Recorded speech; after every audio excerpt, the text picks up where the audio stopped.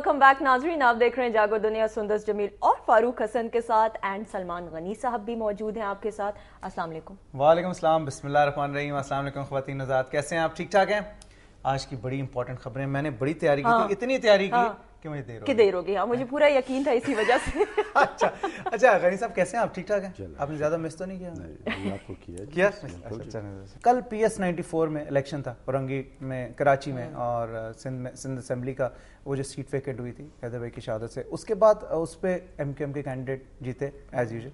Last time का मैं 2008 का रिकॉर्ड देख रहा था, उस पर जो सेकेंड आए कैंडिडेट उनको 900 कुछ वोट मिले थे और जो जीते थे उनको कुछ 79,000 कुछ मिले थे। ये डिफरेंस था, यानी एक तरफ 1,000 वोट, एक तरफ 80,000 वोट था, इतना गैप था। लेकिन मीडिया हाइप थी कोई कि जी पता नहीं कांटेदार मुकाबला हो जाएगा और ये।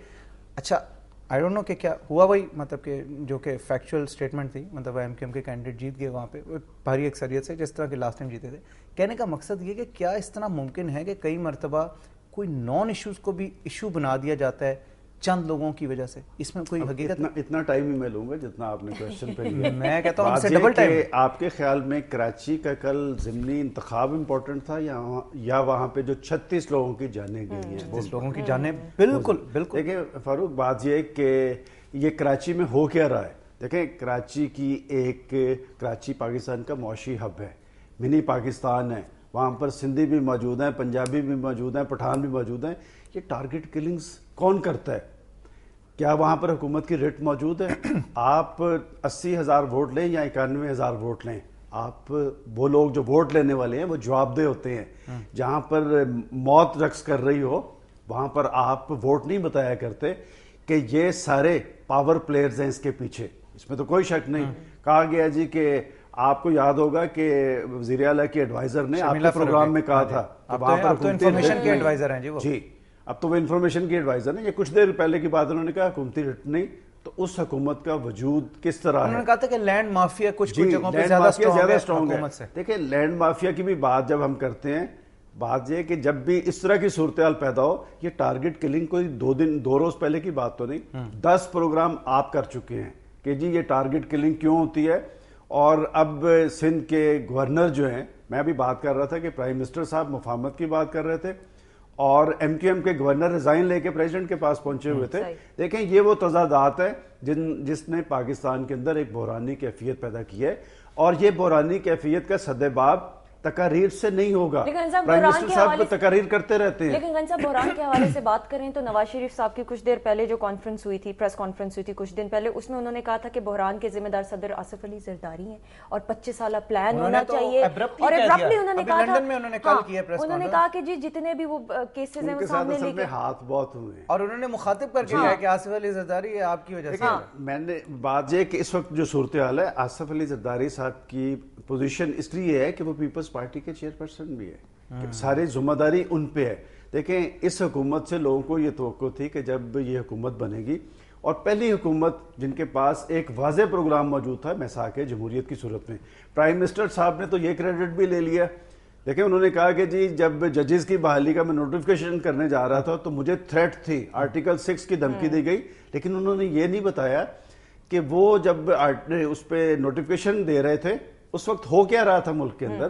देखें, लोगों की जद्दोजहद, वकला की जद्दोजहद, अवाम सड़कों पे मौजूद थे, लॉन्ग मार्च हो रहा था, उसका उन्होंने जिक्र नहीं किया। नहीं तो उससे वही आप रिकॉर्ड उठा के अखबारात का देख लें कि उन्हीं की हुकूमत कह रही थी। खुद प्राइम मिनिस्टर साहब ने कह दिया था कि जी एक मुताज़ शख्स है, और फिर जब अवामी ताकत सड़कों पर नजर आई तो उन्होंने नोटिफिकेशन किया।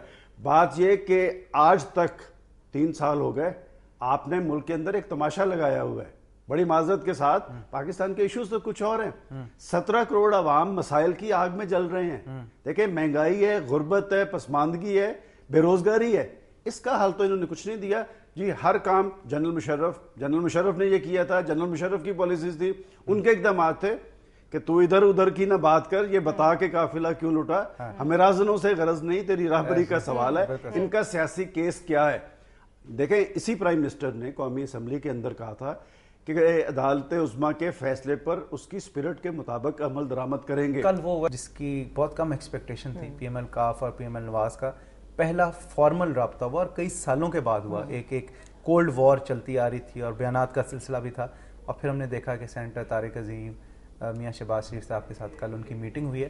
تو یہ بتائیں کہ یہ کیا کوئی جو گرینڈ الائنس بن رہا ہے آل پاکستان مسلم لیگ کا, جو پیر پگاڑا صاحب نے انیشیٹ کیا اور سارے دھڑے اس میں ایک ایک کر کے, شیخ رشید صاحب بھی گئے ملنے کے لیے اور مشرف صاحب کی بھی جو ہے وہ بھی سنا ہے کہ اس میں شامل, تو اس میں کچھ حقیقت ہے کہ یہ گرینڈ فورس بن رہا ہے؟ آپ اسے شاید سمجھ رہے ہیں کہ کوئی مسلم لیگوں کا اتحاد, جی یہ اس طرف نہیں ہے. یہ پیش رفت اسلام آباد کے اندر کچھ ایکٹیویٹیز ہیں اس طرف ہے. وہ جو بات ہو رہی ہے نا ود ان ہاؤس تبدیلی, جی جی جی, یہ اس حوالے سے میٹنگ تھی. اور اس میں سمجھتا ہوں کہ انہوں نے کہا ضرور ہے کہ میں چودھری شجاعت صاحب کی اجازت سے آیا ہوں.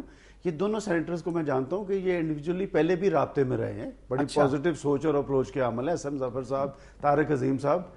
لیکن میرے ذاتی خیال میں چونکہ کچھ چیزوں پہ میری بھی نظر ہے کہ اگر یہ ادھر گئے ہیں تو چودھری پرویز الہی صاحب کے کہیں اور رابطے ہیں, بلکہ اس طرح کی اشارے بھی آ رہے ہیں اس طرح کا بھی کہ شاید وہ فیڈرل گورنمنٹ میں پیپلز پارٹی کے ساتھ نہ شامل ہو جائے. میرا خیال ہے کہ کاف لیگ کی قیادت کی شاید اشیر بات نہیں تھی. البتہ یہ بات درست ہے کہ یہ جو بار بار پاکستان مسلم لیگ نون کی قیادت کہہ رہی ہے, جی دیکھیں نا 2 آپشن ہوتے ہیں تبدیلی کے, ایک ود ان ہاؤس ہوتا ہے, ایک mid term election. Mid term election والی صورتحال بنتی نظر نہیں آ رہی, اور ود ان ہاؤس والی بھی بات نہیں ہے. اسی لیے زیادہ مشکل ہے, زیادہ پریشانی ہے کہ جب حکومت کا سٹینڈ یہ ہے کہ وہ ان کے وزیر قانون عدلیہ کے خلاف مظاہرے شروع کیے ہوئے ہیں, اور پاکستان مسلم لیگ نون کی قیادت اور خصوصاً پنجاب کے وزیر اعلیٰ یہ کہتے ہیں کہ عدلیہ پر شب خون مارنے کی اجازت نہیں دیں گے, تو پھر شاید کسی نئے لانگ مارچ کی طرف پیش رفت. Thank you so much Ghani Sahib, it was a pleasure having you. کافی عرصے بعد آپ سے ملاقات ہوئی ہے, بہت ساری نیوز رہ بھی گئے ہیں اور انشاءاللہ نیکسٹ سیشن کے لیے کنٹینیو کریں گے. تھینک یو سو مچ. اچھا جی ناظرین, ایک چھوٹی سی بریک لینی ہے, بریک کے بعد مزید بہت ساری باتیں ہوں گی. ہم کہیں نہیں جا رہے اور آپ بھی کہیں مت جائیے گا. اسٹے ٹیون, کیپ واچنگ جاگو دنیا.